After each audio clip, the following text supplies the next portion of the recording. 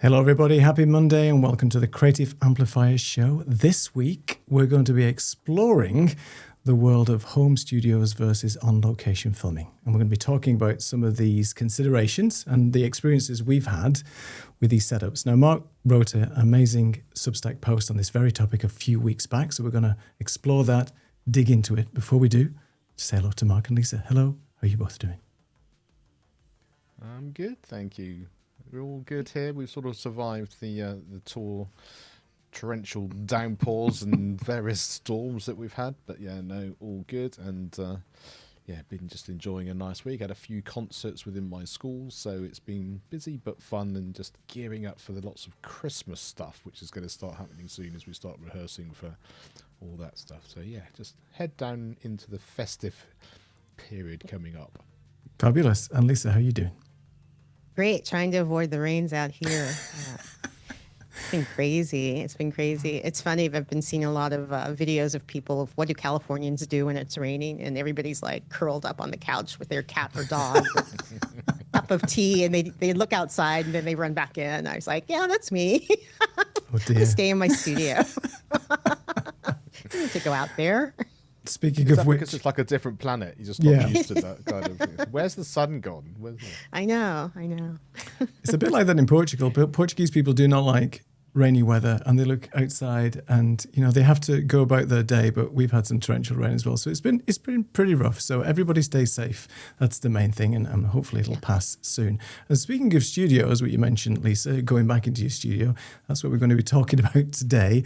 We've had some experiences, obviously building our own studios, working from here, then going on location, filming there, doing live streams and stuff like that. So we're going to be talking about that today. So first off, we thought we'd mention environments. Like, what control do you have over your environment if you're in a studio versus what types of issues you may be facing if you go on location? So let's talk about our home studios first of all. It's a safe space, isn't it? We're all happy here most of the time, unless it's pouring down. And I've had some occasions where, because I'm in my little attic room, it's been raining so hard, I can't record anything because it's so noisy. So there's some things that you can't control, the weather. But 9 times out of 10, because we've got our lighting set up, our camera set up how we want, the room sounds how it sounds, we've got our microphones configured and everything that we have to hand, it's a much easier environment to set up and work in your studio. How do you guys sort of deal with yours? You've got your studio dedicated spaces at home, right? You don't have to tear anything down and set everything up anytime you start working, right? No, for me, I literally just turn on my lights behind me, and the only thing I do have to move is I've got my main key light there, which I do just move just to one side just because it makes it easier to get in and out and everything. But other than that, it literally takes me 2 minutes to do that, and then away I go. And that lack of friction is really, really key. And I can then leave it up all day. I mean, I've been recording all day today, and it's just been brilliant. So then when we were getting on our call, I could just literally come on, turn on a few more lights again, and then away I go. So yeah, it's really good to be able to do that, because you know that as soon as you move one thing, then everything looks different, and then it's not level, and it's this and that, and it just turns into a minefield. So yeah, great to have everything as set as possible. Yeah, I'm the same way. Everything is right there. I can just come in and turn on a couple of buttons, and it just lights up, and the magic happens. But wait, I have to say, it's what goes on underneath your desk. Oh, that's because very it gets different, cold. though, It gets cold in here, so I have my blanket. I have my fuzzy socks. That's just as important. I think so. I'm wearing fuzzy socks too, actually. I've got Christmas socks on, believe it or not, and they've got little rubber feet on them, so if I'm pressing the Elgato pedal, they don't slip, and they don't make a noise, because there's nothing. I mean, you don't wear clogs when you've got an Elgato pedal, let's put it that way, because it's very noisy. And Lisa, you've sort of moved twice in the last sort of year and a little bit, right? So you've had 2 studio setups, so you've had to sort of tear down your old place, set that up, and reconnect reconnect everything. A note about that. Like, document everything, like take pictures of where wires are going into, in and out of your computer or your Rodecaster Duo or whatever monitor. Take visible photos so you can just go back and even make a little diagram. So if you do have to break it down for some reason, and then put it back together again, you're not going, what is this wire for? Okay. I think, Where does it go? that goes there. Where does it go? Yeah, that would be a tip I would give someone. Because sometimes you do have to break it down, your set down for some reason. Something has happened and you got to move things. But you were going to ask me a question before I...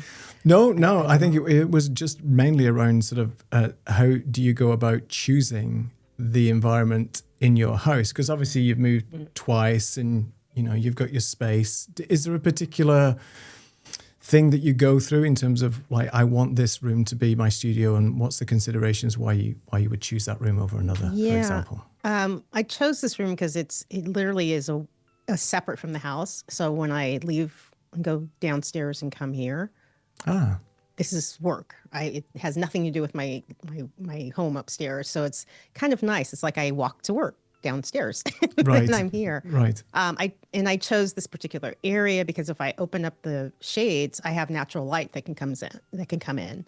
So if I'm just doing a Zoom call or whatever, I can do that. I also have an area where I can teach, which is nice. I can bring in 4 to 6 people and they can sit and learn with me. And still, you know, fiddling around with my podcast area, and it's a nice size room. Yeah. It sounds bigger than what it is, but it's a nice size room that I can do. It's multifunctional, which is nice. So I think it's definitely nice to have a dedicated space if you can have it.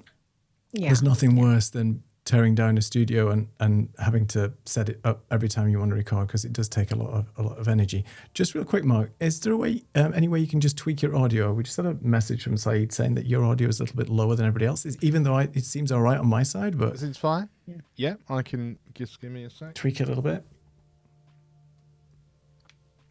How is that? Is that Oh, yeah. sounding better? Yeah. Yeah. That's all right. So So you've got a dedicated space as well, Mark. And what made you choose where you are? Is it just the available space in your house, or is it like this is a cozy nook that I'm going to be able to use, and that's how you chose it? Yeah, I mean, it was kind of really needs must to begin with. You know, it was a space that was available. I was suddenly needing more space and wanting more space, and this was the place that I could actually do it. And just following Lisa's point about knowing what you've got, whether it's leads, I do the same for all of the settings as well, what the camera settings are, what the lighting settings are for different colors and all that sort of thing, because you think you know it and you think I've got it somewhere safe, but I've literally got it here. It's all just below me, all written down, so whenever I need it. And I've changed the colors after having Billy on last week and talking about the purples, and I thought I'll change the background color. And I know the next time I record my podcast, which will probably be on Thursday, I'll come up, turn it all on, think I'm all set to go, and suddenly realise I still haven't changed them back to my sort of more yellow colour, and I'll think, oh right, what was that? So just knowing that I've got all that information around is really helpful for when those things either go wrong or you've made a little tweak and you want to go back to whatever your normal setup is. I'm exactly the same. I've got a Notion document that has camera settings, lighting temperatures, lighting intensities, and sometimes I take a picture as well of the room because, like you guys, maybe I have to take some of the stuff away with me to do something else.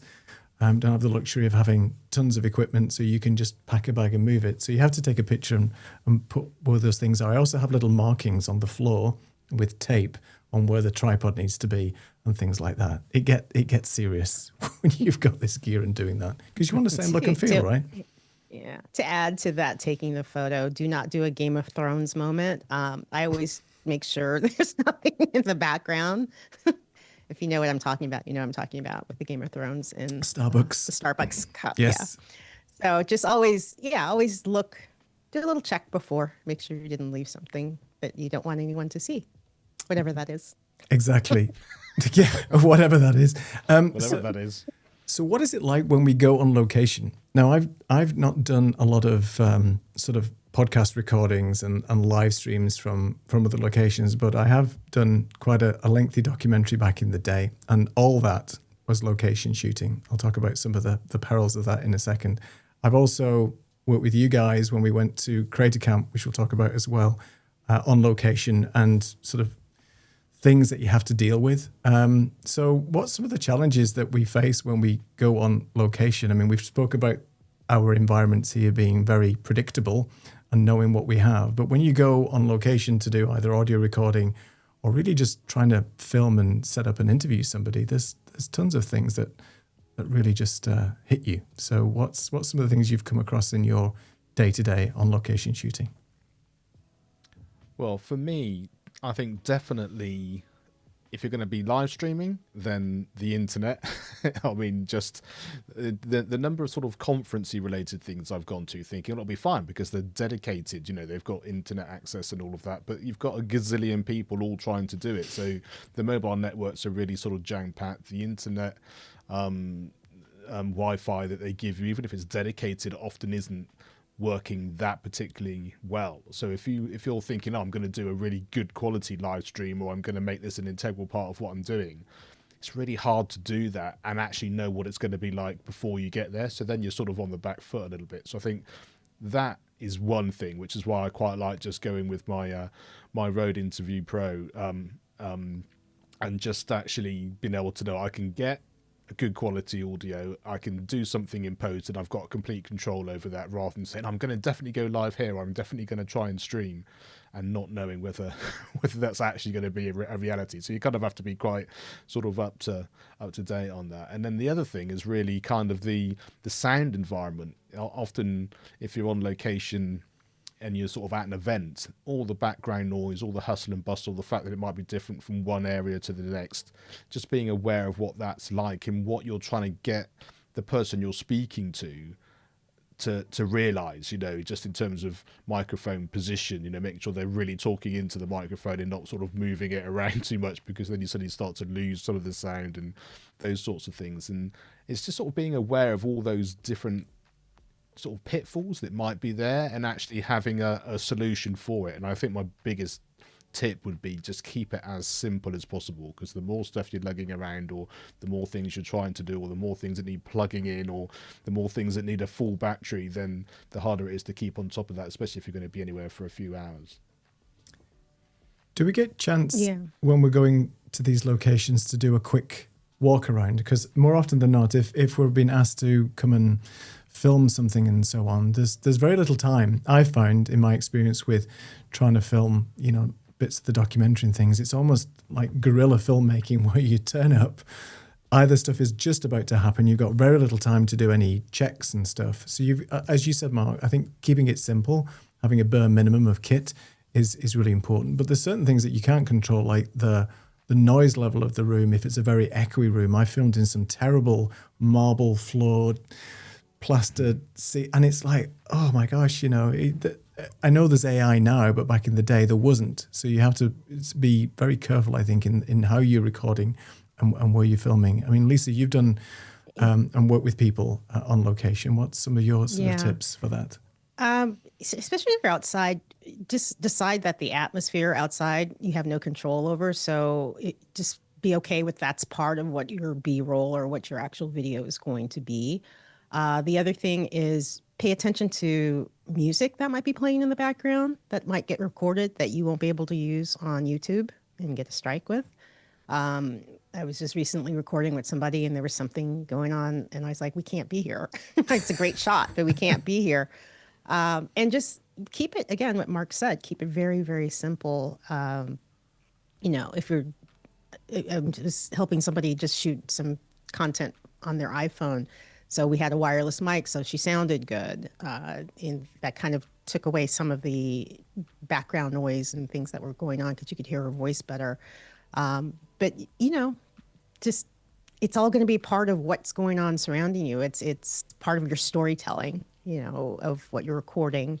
And that becomes part of the content, and be okay with that. Definitely. What about shared working spaces for something that maybe we would want to do? So we love our dedicated spaces, but it's always nice to go out and maybe go into a shared working environment and either do the work from there, either record a segment for your own videos or do a piece to camera or a live stream or something like that. I think you've sort of floated that idea recently, Lisa, by going to a shared working environment. Was that for interviews and actually working with clients? So you're actually having a sort of a co-working space there, or was that a mixture of also doing a little bit of filming as well? It was a mixture of both. I found a co-working space to help a client, and I recorded what we were doing for myself and for her. And it made me think, why not do that and have workshops live? Be able to be portable and take yourself to whatever city, or if you happen to be in a city for a conference and you want to do something. So that's something I've been doing lately, which is it's actually very fun. And so you could stream live from a co-working space. You have the internet's there. If you rent out a little space, then you can control the noise environment, providing the air conditioning isn't too loud, but that's another thing. But so then you have to get, strategic about what thing you're going to use, as far as, are you using Ecamm, are you using Riverside? If you are streaming live, if you're just recording, how can you make your kit as small as possible, so you're not, taking too much stuff, dealing with lighting within one of those spaces, because that overhead light is not pretty. So you got to think about that. Do you need to have little lights that you can bring and kind of strategically place them? So you can make a small kit, depending on how elaborate or what you're trying to accomplish. If you're going live, or you're just recording for additional content or to help your client. Yeah, Yes. Go ahead, Mark. I think that what you're trying to do, what your outcome is, and where you fit in that. The co-working space thing is interesting. Certainly here in the UK, so many of them now have got a dedicated podcast studio, which is, they're really popping up all over the place. The place I was a couple of weeks ago, I'd sort of walked in and there was suddenly this new sign which said podcasting studio this way, and I was like, oh, can I have a look? They're like, well, it's just being finished, so I couldn't actually get in. But it's not a big city or anything like that, but it was sort of, we know that the people are looking for this, and it's an opportunity for people are asking for. So I think that's really fascinating. And to sort of pick up on Lisa's point about sort of almost like who's in charge of what you're doing. For example, is someone who sort of does education related stuff. Often I'll be asked, can we do a recording of this particular lecture or this particular talk? They say, yeah, it's fine. You can bring a microphone along and a camera, but then they're like, but this is the setting. It might be, let's say it's a school hall, and you can't bring a light, and then the sun's streaming through a window, and actually we need to see the whiteboard, so can you not put that there, can you not do this? And then before you know it, the whole thing you've got very little control over, and it can easily look a real mess. So, but it's only experience that you sort of realize, well, I can do it with this shot, or especially with the old spot cameras and things, you've got multiple setups or tracking that you can do, which makes more of a difference. Or actually knowing in advance, there's, if the sort of PowerPoints are an integral part of the thing, then maybe you can actually have those separately and have those as part of your production post, so you can put that on at the same time as having the video and things. That sort of ways around it, but you sort of need to know all of those factors in order to sort of get the content you want, because of course once those things have happened, then it's happened. You can't go back and do anything else. So capturing enough stuff that you can work with is kind of really key.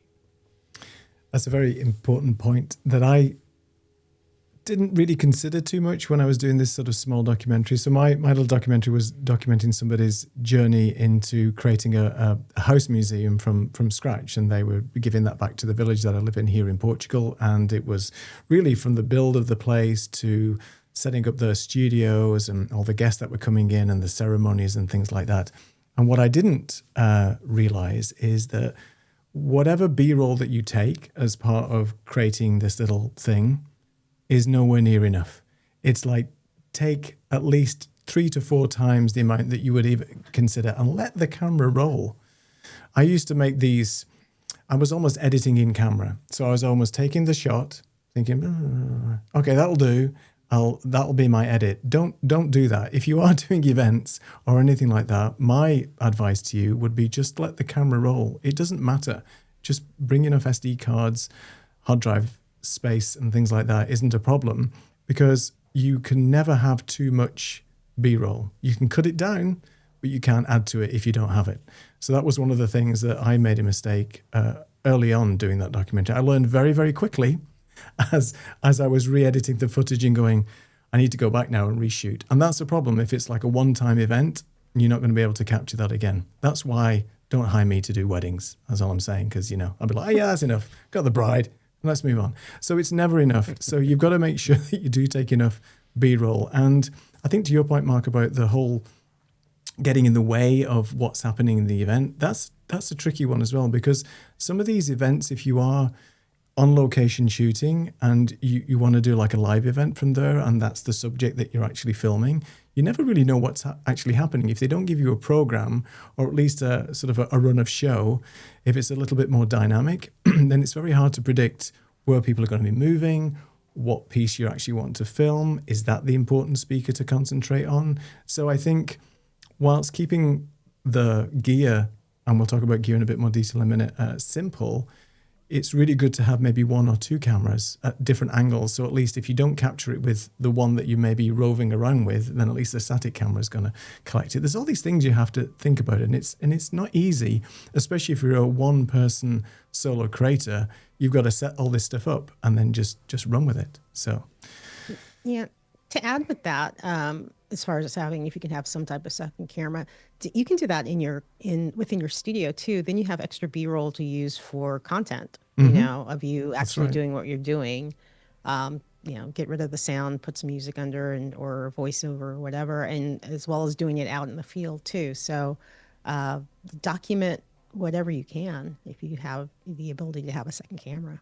Yeah, and I love the second camera angles as well in just talking head videos, because it really does break up the monotony of just a single shot. That's why, you know, I do like switching even this show, because it's just giving a little bit of a pattern intro as we're talking through. It's still three people talking, but at least as the focus switches between everybody else. And getting a second camera angle seems to be really common now. Have you noticed how many podcasts I've actually got like the talking head shot, they've got the guy or lady on that side, and then there's the wide shot with the two of them. So they've got maybe 3 or 4 cameras. It's getting a little bit more elaborate, I think, when it comes to this type of filming. So, well, it's kind of I don't want to say a segue, but just to bring up now the new Rodecaster video with the auto switching, which they had on the original one, is something, you know, if that's something you're trying to do, there's the segue equipment setup.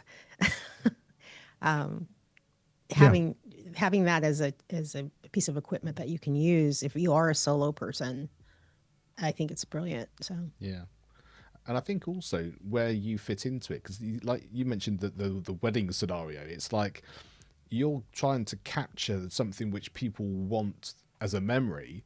But of course, you've got a whole load of in-person people who want the event to be very in person, right. And that's what I found as well. It's like, this is really just an in-person event. You know, there's 100 or 200 people watching. There's a presentation going on, and we want to make sure that we've captured it. But you're not the real focus of it. It's really the people that are there. So understanding, am I just capturing it in the best way that I can, or are you looking to actually have a live event but with a professional recording, which is going to look as if it was only for the people who then watch the recording, and vice versa. And that's going to affect which camera you've got and your equipment. You know, if you just got your iPhone from the back of a hall somewhere, it's going to not be quite as good as the sort of camera that you might need to be zooming in and being subtle, but still getting that sort of quality that you need. Yeah, I think wedding photographers and wedding videographers, they're at a different level. Their stress levels must be so high because it's a one-time event. You know, there's no going back, and so on. Before we just move on to equipment, there's just a couple of interesting comments. So let's just move on to that a second. So we got Dragon. Hey, thanks for joining us. About choosing the room, he moved last year and chose the room my wife chose for me, and there is my studio. There you go. Well, you know, that sometimes we're given the rooms that we're given. I'm in a small attic room. It was fortunate that nobody else wanted to be in here, so that was my choice. Jules, thanks for joining us. Good advice. Get enough B-roll, absolutely. And so let's move on to equipment then. So we have spoken a little bit about equipment.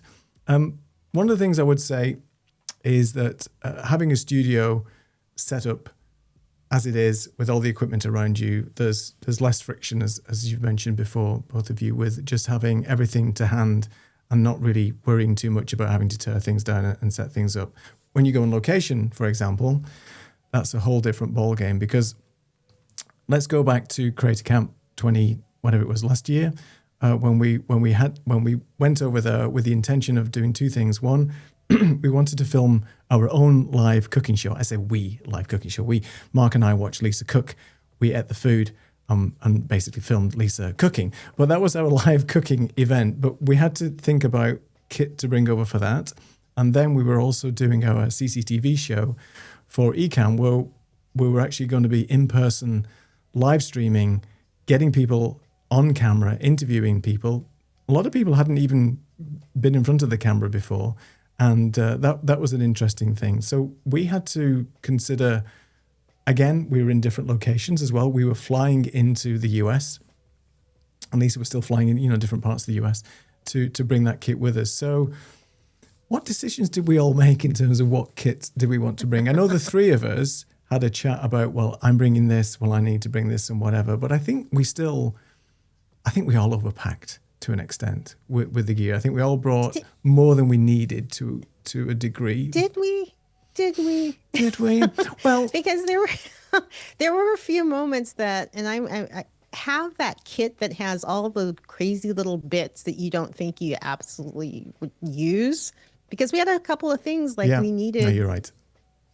So just build that little box of, and I say little, I mean, not a big box, but of different attachments or whatever that you might need, or cables that you might need. Just have extra. Like, we did need some things that I thought, oh, I shouldn't have brought that, and then we ended up using it. So dongles. That was the worst dongles. thing. Yeah, those are the things that you always forget. Yeah. And you brought many dongles, many cables. Yeah.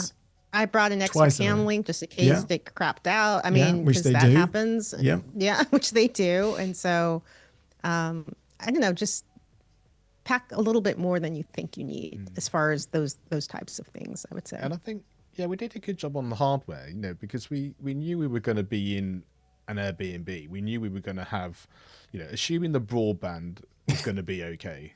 Right. And that was a big if, but we had researched that it was supposed to be okay. But we decided what mics we wanted. We thought, we can't bring a whole studio set of lighting, but we can bring good quality, strong lighting as well as accent lights. And then it was a question of making the most of the environment we were in when we found it. And I think we did a really good job. You bought your little Stream Deck. You both got the new Rode mics, which we were able to use and pair up with the little Rode. What's the name of the Rode that you bought to connect it? Oh, the Rode. Was it? They always have these. It's not the Rode Wireless Me, I think, was the one I used, and Lisa had the Rode Wireless Pro, I think, and then the handheld one. Yeah, worked really well. And we had the little light, so have a little accent light in the back. Remember, I brought that little one. So do check it out. So it's on our YouTube channel. You should go and have a look if you haven't actually seen it. It is quite good. It was fun, and it was nice because we were just, like I say, Lisa was cooking, we were ably supporting. I think we were drinking and being supportive in whatever it was. Carry it like in true British fashion. Carry on, doing a marvellous job. Exactly. Yeah, steady on and all that. Chin chin. But to be able to do that, keep on top of the comments, be walking around, we sort of did different shots of where we were and all of that. It was fun because it wasn't anything we'd done before. We were in person, which was fun as well.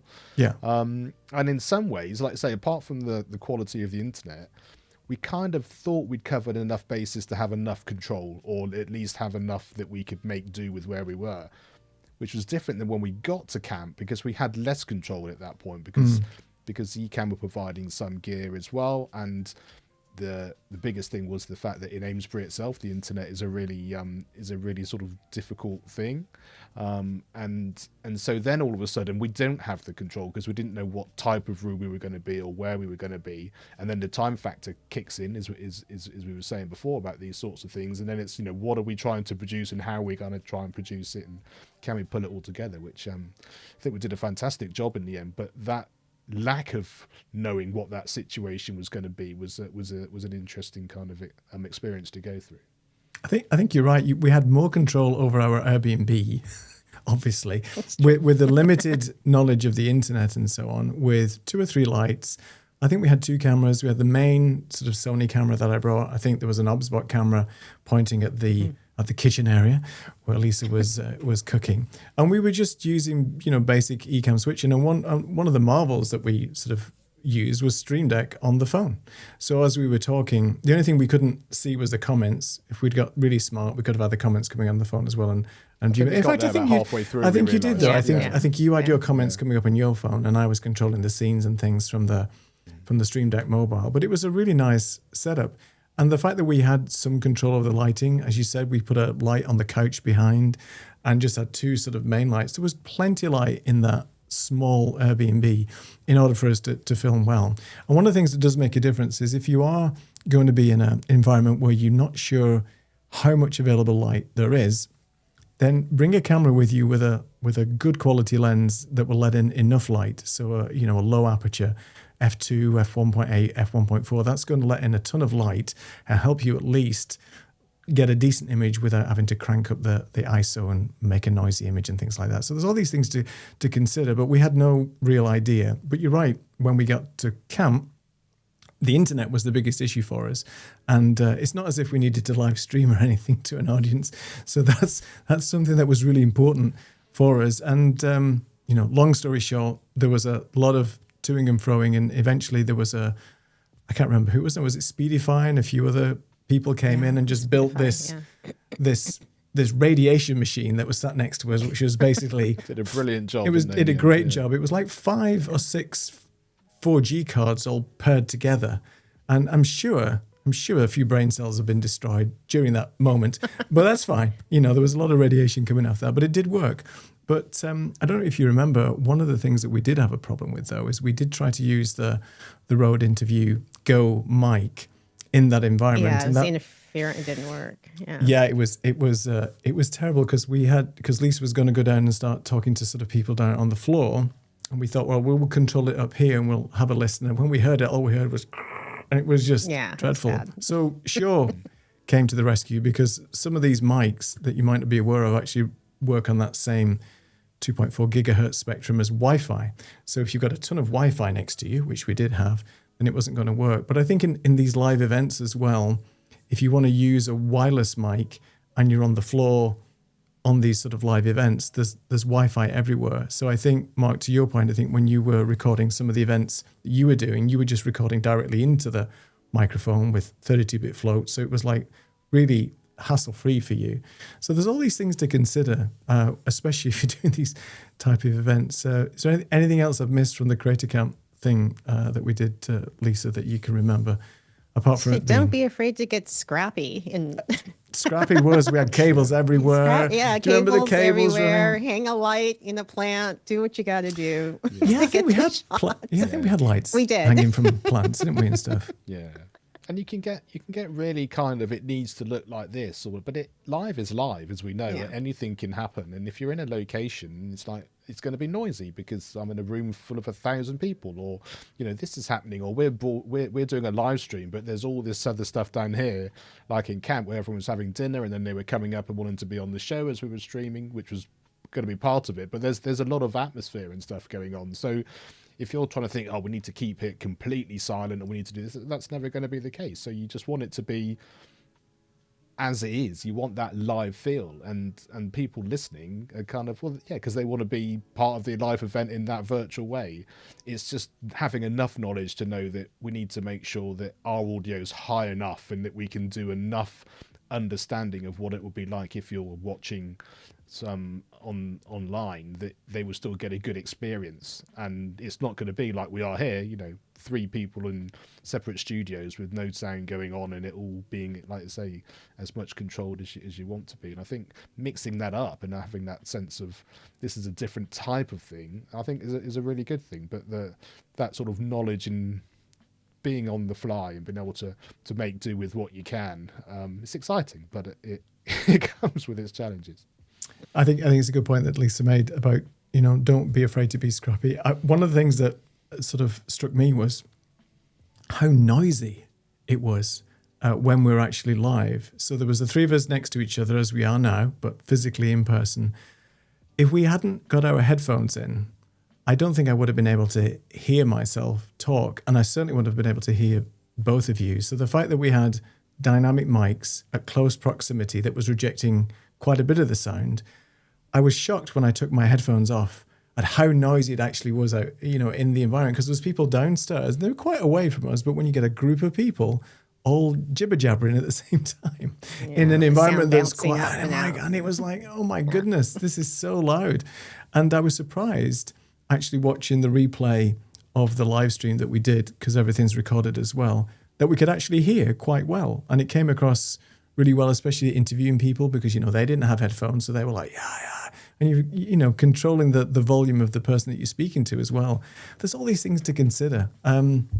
I don't envy the people that do this for a living day in, day out, because obviously all these challenges that we just mentioned are just maybe the tip of the iceberg. And have you ever come across, in terms of filming locations, where you have to seek permission first?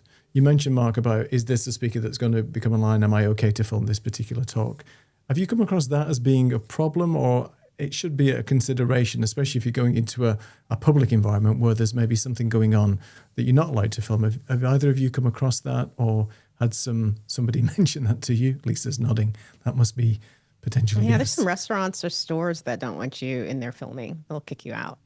Right. So you get a lot of influencers who are trying to get in there, get a shot of a product, even because they're not going to buy it. No shade, but Right. they're not going to buy it, but they're Just going to look show at it. Yeah. Yeah, here's this, I love this. And then, or they go in the dressing room, the clothing people, and they go in the dressing Right. room and do try-ons. And so a lot of stores don't like that. They don't want people to see the layout of the store. They don't want them to see the merchandise. I get that.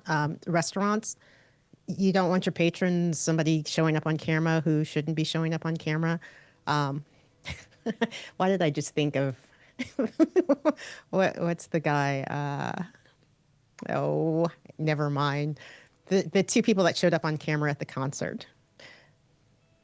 Yes. Oh, yeah. That couple, you mean? The Coldplay concert. Yeah, the Coldplay concert. Yeah. Thank you, Coldplay. Thank you. Where they did the kiss cam, and it was like, you never know who's out and about. You don't want to take a shot and then, you know, in front of something unfortunate 10 million people, something like that, live. But yeah, there's Yeah, a you lot never of know. businesses that don't want you for security reasons or for various reasons. You do need to get permission, or they just flat out do not want you there. Yeah, and I think if it's a keynote or something, you know, there needs to have been that conversation. As I've been asked to record this, are you happy for that to be the case? This is how it's going to be used. You know, are you going to sort of mix it up or put it into social media clips or whatever, so that they sort of know whatever they do? And most of the time, because they're there to do a job, they're like, yeah, it's all fine, but you know, we'll send you a recording, we'll let you know who it is so that you can see it. But it's sort of having that open dialogue, I think, and from an education point of view, one of the things that everyone's always aware of is the fact there are some people, especially in an education setting, that have sort of ticked the box to say it's fine if we're going to be videoed in certain scenarios, but it can't be public, or it can only be shown in these particular places. And there are some people who are like, absolutely none, for sort of proper safety reasons. You know, we can't know that this child or this individual within this setting is actually there. And you don't know any of that, especially if you're in a place with a large number of people. So I think those sorts of things, if in doubt, back of heads, big wide shots, no things, and just sort of being aware that what's possible if someone get involved who didn't want to be. Can you sort of limit that and make sure that's not going to be an issue? Have they said to you, if somebody's speaking and they're talking about a proprietary, workflow that they're teaching, and people have obviously paid for that, have they specifically said those words to you of, this is why you can't shoot? I'm just curious. No, that's a good point, actually. They haven't said that directly, but I think sort of indirectly, it's just them wanting to know where that's going to. So are the people watching or the people going to do it, are they then going to be paying for it separately? Is it related to the event itself? So technically they've sort of already agreed to it in some way, you're just making sure. And so I think it's a dialogue thing. I think it's just really making sure that everyone's happy. This is what it's for. This is how it's going to be. I'm not just doing it as sort of Joe Bloggs, who happens to be in the room sort of having a go. And, I'm part of the event, or the event's asked me to do this. Or sometimes it might be that there's one particular speaker that said, can you record this? And you think, oh, actually, this other person will make a great sort of added talk as well. Can I include part of this as well? And they might say, hey, we can do this, but not that. And then, like I said, you can then make sure that you just cover the bits that you can and don't overstep the mark. I think it depends on what you're filming as well. As when I did some interviews years ago, as part of not a documentary, but some other YouTube stuff back in the day, we had release forms with us. So before we started to film the people, we basically asked them, is it okay for us to film? And would you mind just signing this release form so that we can use your image in any sort of YouTube videos going on? And most people, 90% of the time, are fine. But it just depends, as you said, if it's a proprietary piece of software, it's something that isn't going to be released yet. especially if some people are under NDAs, you know what it's like. It's very difficult to be able to say anything like that. So you've got to be careful and get the permission first. But obviously, if people have asked you to come and film a particular talk, then they should have had all that covered as well. But it's always important to make sure that you check with them as well, just in case. I was just going to think, what else do we have about? Oh yes, you mentioned, Lisa, about filming with an iPhone, for example. So that's like the best way to shoot. Minimalist kit. We're talking about equipment. Yes, you can bring a lot of stuff with you, but if you want to just strip it back, any tips for what you would use from an audio perspective? Because the cameras nowadays, they're pretty good on the phones. So what would you use for and there's audio? so many, different things. If you're using wireless, or actually the thing that will fit right into the phone with the microphone sticking out. If you're shooting yourself or shooting somebody else, because you can turn it. If you're shooting yourself, I like those little monitors now that you can stick on the back of the MagSafe, so you can shoot with the rear camera. Yeah. Exactly. So you can see what's happening, because otherwise, you can finagle it, have your iPad or a monitor and do it that way. But this is a little bit easier and obviously more portable. So I would say if you're going to be, putting together a little kit to go do a little run and gun kind of, quick shoots, you have your phone, you have some type of, audio device that will make the audio sound better. The little monitor, like I just mentioned, and extra battery, or, extra way to connect in case when your phone dies, because it's going to run out of battery.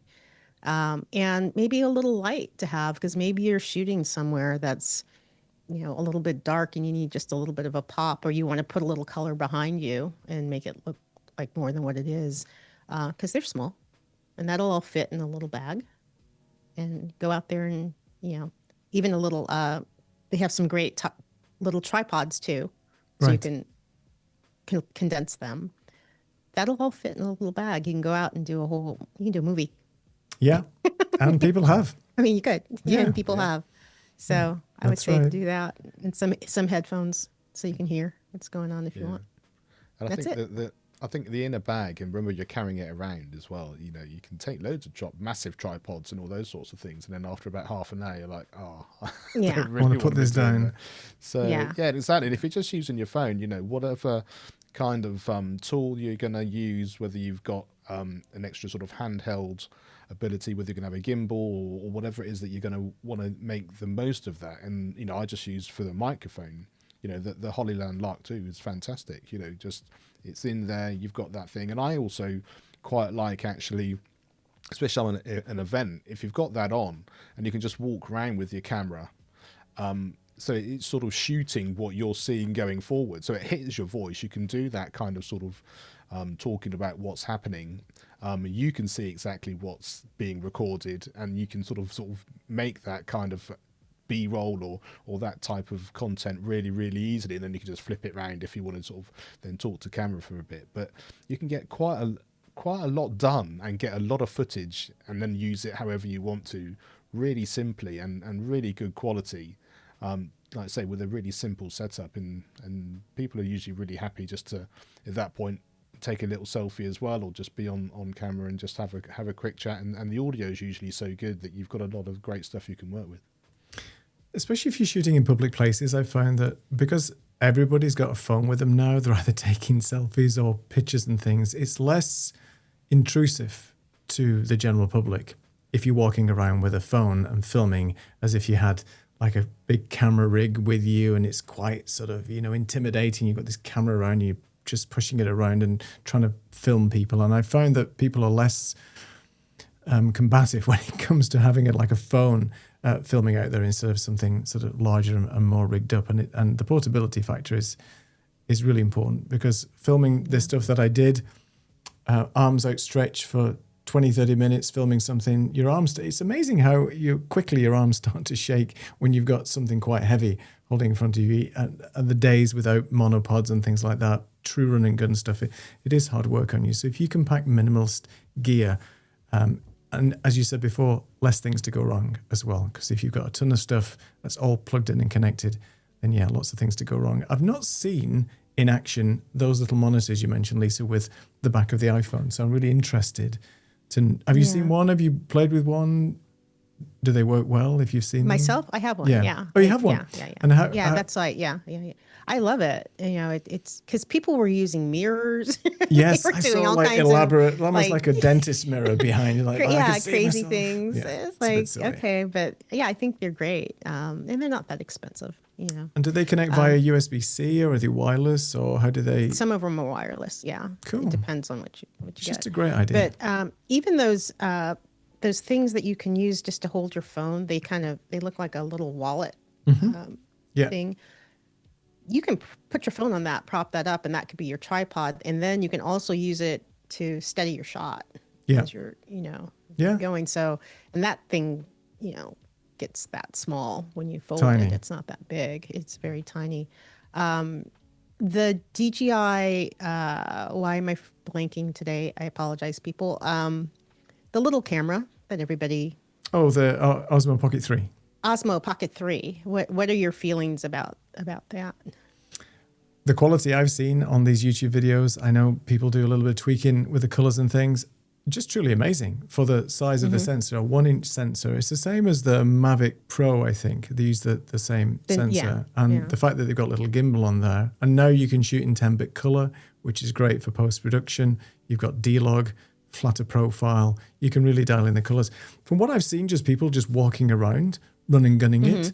It's fabulous. They're on a purchase. It's definitely one of those items that if you are doing this type of location shooting and things like that, it's probably just the easiest, simplest camera to take out there, especially when you pair it with the DJI mics and everything else.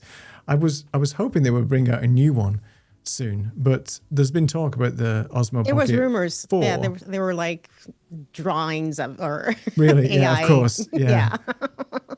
Some 3D printed exactly of it. But yeah, I think they're amazing from what I've seen, and there's a few people that we follow on YouTube have got them. Tons of reviews. Yeah, I mean it's definitely I don't have one, but it's what I've seen. I know some fantastic. people use them for their Zoom calls. So why not? Yeah, and that's probably something we should just touch on as well. Is that very few people do a bit of everything. So if we talk about here's our studio setups.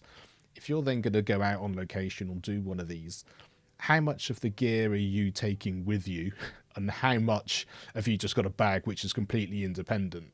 And part of that's going to be money. So just sort of going back to that camera, it's that kind of, some people I know the same use it as a webcam and they use it all the time because it's where they want to spend their money in that particular scenario, but actually they can just grab it really easy and take it, and they can reset their studio really easily like that. So sort of knowing what gear you want independent, so that when you're on location you can just use it and you've got it there ready to go, and what good bits of gear you've got within your studio are easy just to unplug, but it doesn't kind of affect your whole setup or take you hours and hours when you're trying to sort of put it back together again.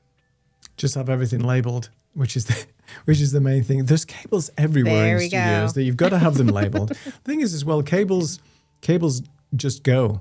They just break. I had a client the other day who was frantically just about to get on his sales call, and the previous meeting he was on, there was crackles, there was all kinds of horrible noises on his audio. So he called me up and said, "Can you just get on a Zoom with me real quick just before I join this call? What's wrong?" And I'm like, and it's that normal sort of weird interference. Sounds like there's a phone next to it, but it wasn't. And it was his XLR cable that plugged into his microphone. I just decided to go. Like, they have dry joints in them, the pins go, whatever. But he said, "I've had this cable and I've never moved it." And you just can't explain these things. Sometimes these things just break, like the cam links we've mentioned. They just go pop, and that's it. So you have to have spares with you, even in your studio. I've got too many cables and things like that. Yeah.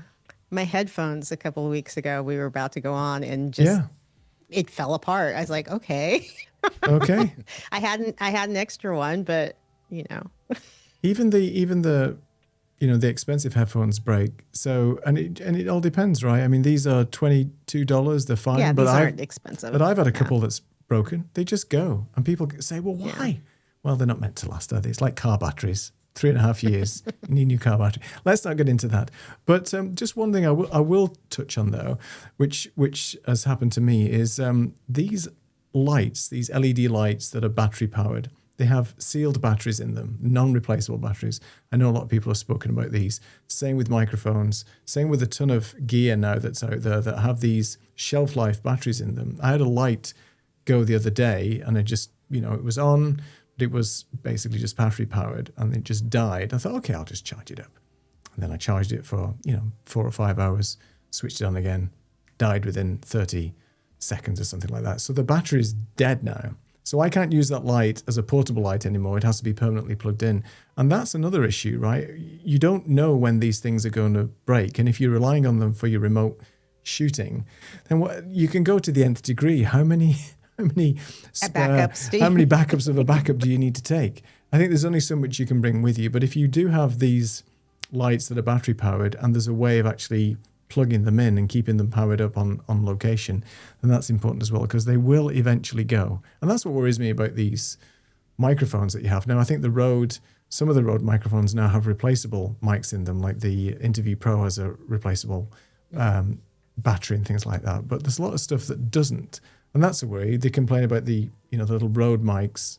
Once they're gone, the battery, you can really not take them apart. So it is a concern. So how many backups do you take? That's the question. Maybe an extra mic, but not like 2 or 3. It would be crazy. I think extra battery. Definitely batteries. Yeah. Yeah. The amount of times I've been out filming, and depending on what camera you have, they don't last a long time. Maybe an hour and a half, constant shooting. Yeah. Then there's the overheating problem. Then do you take a little fan with you? I mean, the list goes on. So I think everybody should just buy one mic and a DJI Osmo Pocket 3 and you're done. That's as simple as that. Or just take your phone. Simple. Take your phone. Simple. Keep it simple. All right. Yeah. Let's talk about cache. We had this in the segment because, Mark, I think you mentioned about this in the actual Substack post as well. There's a trade-off between, investing in your home studio, which, has these predictable costs. It's an upfront investment, but once you've got the gear and you're in your home, it's fine. It's good to go. But sometimes people like to rent studio spaces, like a remote location, because they maybe not have that space at home. So obviously that comes with leases, how long the permit's going to be, how much it's going to cost a month and things. So I guess, from our perspective, it's much more cost effective, as many YouTubers and content creators have, is their own studio. But what's your thought around sort of mixing it up as well, and sort of paying maybe for some studio space for a particular dedicated project that you're doing, but then, going back to your home studio for most of the other work? Have you done that, or you get sort of people working with you that have these dedicated spaces and then they bring you on as part of that project? I think for me, it's something I've been thinking of because of the change of cameras and things now, so many shows look like they're TV productions. They're not talking head like we are here. You're sat back, you're on a sofa, you've got 2 chairs, you've got this whole setup that looks like a studio because it effectively is a studio. But with that, you might not have that space in your own home. So you can do this, but if you wanted then a different look, or you decide to do an in-person interview, just thinking, actually, I can afford to spend a couple of hours in this particular space to get a different look, or to guarantee that I can look my guest in the eyes and have a proper face-to-face conversation, and the actual it be presented in a different way. This is still a podcast, or it's still a show as I would normally do it, but it's going to look slightly different. And then you haven't got to then pay for a studio to look different, or find another room, or bring in all the extra props and all that sort of stuff. It's worth just paying those sort of 2 or 3 hours occasionally just to do that. So I think that sort of mixing match, if that's the scenario that you find yourself in, I think is really worthwhile. And not everyone's got a whole sort of extra large room where they can build their own studio and make that work. And if you have, then fantastic. But I think, like all these things, one of the reasons I still use some of the gear I had from the very early days is that if it still works, then I want to make the most of it, having used that money to do it. And you sort of build and you grow depending on what your situation is. I can still have a conversation like this, sort of talking head. Like you say, you can have different cameras, different angles, you can mix it up. If I want to actually be sat on a sofa, then I either need to do the portable studio and move it around my house, or I need to go out on location and do it that way. And it's something I'm beginning to think about, because I think actually it's probably is possible to do something different and I want a different, more relaxed kind of look. I want it to be separate maybe from my main show, because I want it just to be a little bit of social, or a little bit of something where I want to have a more relaxed feel and I'm explaining what's going on behind the scenes. And, you know, to have a setting where that might work is something that's sort of an interesting way in how you develop that within your own studio, or whether, like say, you're going to go out and do it on location. Yeah, there's a lot of spaces in LA now that when there's one thing called Pure Space that you can go, and some of them are homes, some of them are just offices, but they have it set up that you could go do a podcast interview, you know, bring your own stuff.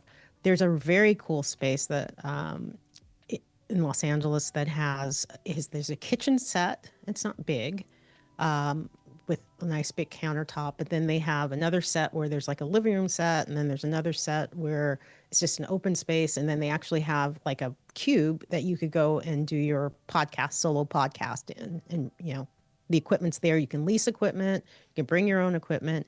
And then there are quite a few people that were in the food blogging space would use this kitchen, and I'd laugh because I'd see it, and you know, they style it a little bit differently each time for each person. But it was a great kitchen. Actually, I shot something there with Phil, our friend Phil Palin, one time, and it's a great space, so that you can find these spaces if you want to switch it up, or you want to say you want to do a podcast and you get a space, but you want to shoot 3 shows at once, you know, in one time, and have 3 different interview guests come in. You could just book it in batch like that once a month if you're, you know, want to have something that looks different. So there's different permutations that you can do, different ideas that you can play around with these spaces. So if you do want to get out, you can. I really like the idea of having consistency, first of all, in your home studio. So, you know, people know that when you show up on the interwebs, they know it's you. It's the same, you know, look and feel, background, and things like that. Like we do here, we have a consistent sort of show pretty much. But I also like mixing it up as well, and maybe having not only the different camera angles, but physically different locations. So there's thoughts around maybe people use green screens to just change up the studio, and if it's done well, it can look effective. But I also like physically being in different spaces if possible as well. So to your point, I'm thinking maybe next year of looking at some spaces where either do some batch recording of either talking head videos or some interviews or some just bits and pieces just to mix it up a bit, because it does help you, I think, with that creative flow.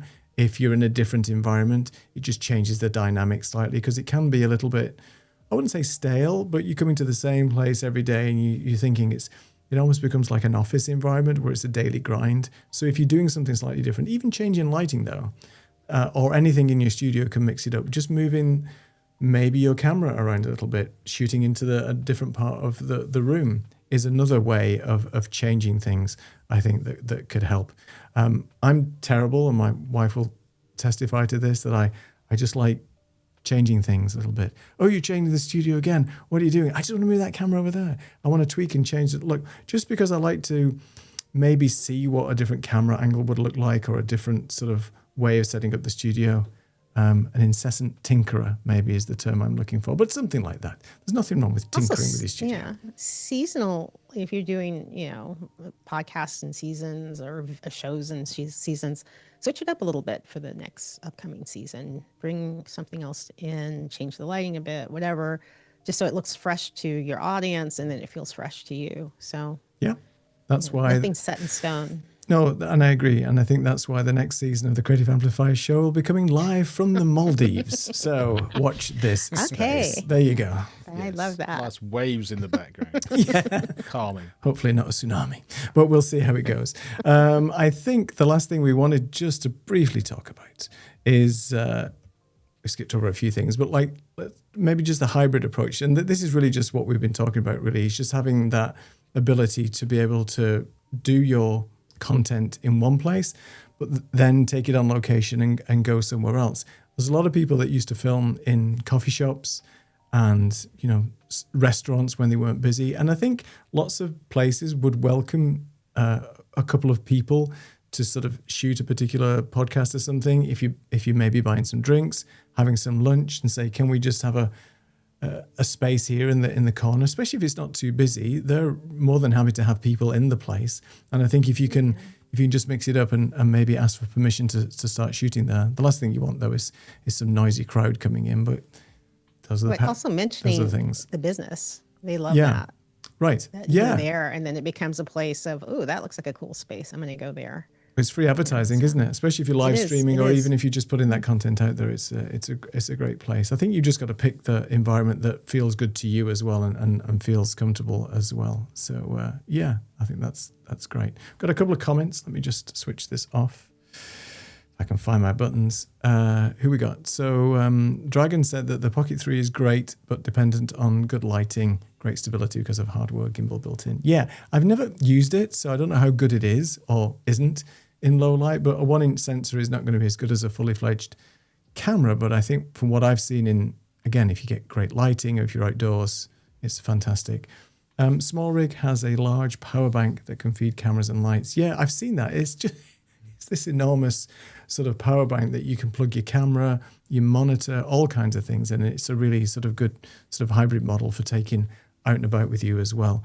And Roy is late. Who won, studio or location? You'll just have to watch the replay and find out, Roy. No, in all seriousness, it's all about what sort of works for you. I think what we've spoke about is, a studio is a great environment. It's controlled, safe, zero friction. You know what you're dealing with. You can get the lighting how you want. You can get the audio sounding exactly as you want.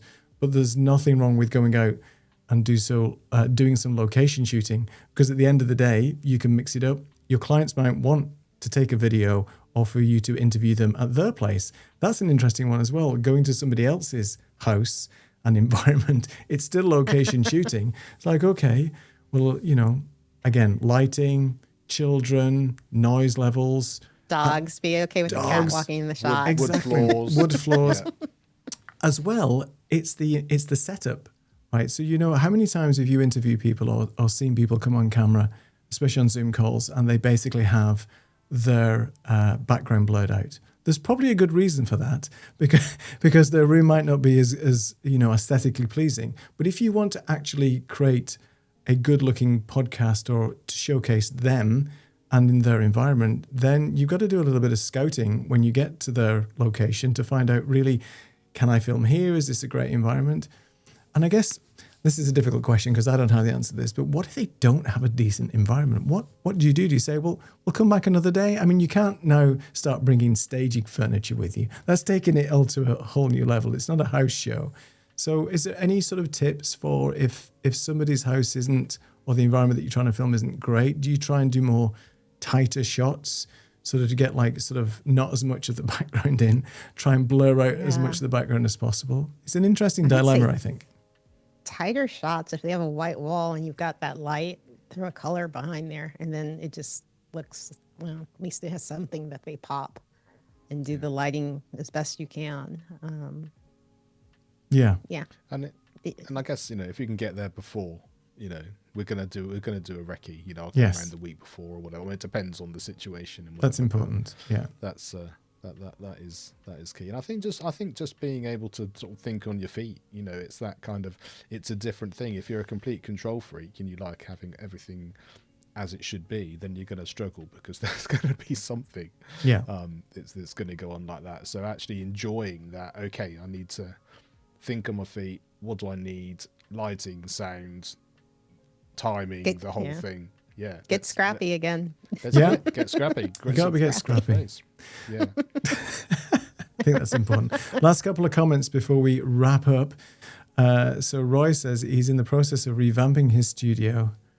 Repost grey for the win. Okay, so it's going to be a grey studio, but that's good because that will absorb all kinds of different light. You could mix it up with all kinds of nice lighting there. And you have to blur your background out if you're in the witness protection program. That's true. You have to blur yourself out as well. So that's not going to be great if we're trying to film something like that. But thank you for that. You have to show us your new studio, Roy, when you get it up and running, and tell us what kind of colours you're going to have. Right. Any more before we wrap up for the evening? I can't believe an hour and 5 minutes has gone by already. Any last tips? Last tips. If you're in studio and you haven't gone out in the wild world, go try shootout. in the wilderness, in the West. the wild west, and then vice versa. If you've been doing everything, on location, try to have a confined area that you do a show or go live or something. Just experiment. And I think my last bit of advice would be just tell your audience what's going on. If you're in a live event, I'm here in a hall, there's like 10,000 people at a trade event.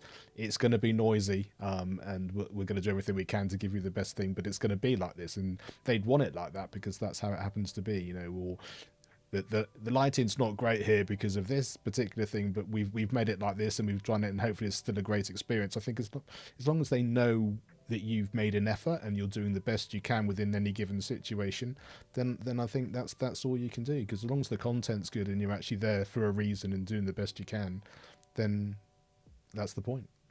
Yeah, and pay attention to like news programs. They're out in the out in the streets all the time, and that's what they deal with day in and day out. So take some tips from watching that. They're dealing with noise and rain or whatever, people talking over them or interrupting them or whatever. So just kind of observe that. I feel sorry for the weather forecasters that get sent out to all these locations during the middle of probably the worst storms in the world. And it's like, I'm here and we know you're there. We can see the wind going by. Please go home. which is like shocking. I think to your point, Mark, a filmmaking 101 is when there's a lot of noise in the background and you're not showing that as part of the first few seconds, people get distracted and their attention is taken away from the message. So either show them what's going on. I'm in a room full of people, or at least explain as you mentioned, because I think it's really important to bring the audience into your world, and then they're going to be forgiven. It's like, oh, well, why are you shooting in a noisy environment? Could you not have picked a better place? They don't know the circumstances, so explain that up front is really key. I think that's important. We'll give one last comment to Roy, and then we'll disappear. So Roy says the key is to make sure the background doesn't distract from the subject and topic. Yes, at the same time, you need a pattern interrupt B-roll for the win. Yes, exactly. Things like this, going to comments, mixing it up with scenes, different camera angles, stuff like that. Stream live polls that we didn't get to tonight, but next time we will. But other than that, thank you very much, both of you, for some great tips and stuff. And if you guys want to know more about what we're up to, then you can always go to our Substack page. More content coming soon. Load up. There you go. And we're live. I always do this, and we're always live. We could see ourselves. We're always live. But we don't want to do that. Anyway, thanks for joining us tonight. We'll be back same time next week with another topic. We've got a few more shows to go before we take a break for Christmas and go to the Maldives, and then we'll be back, obviously, in the new year. But we'll be back same time, same place next week. And we'll see you then. Take care. Bye-bye. Send me my ticket. Bye-bye.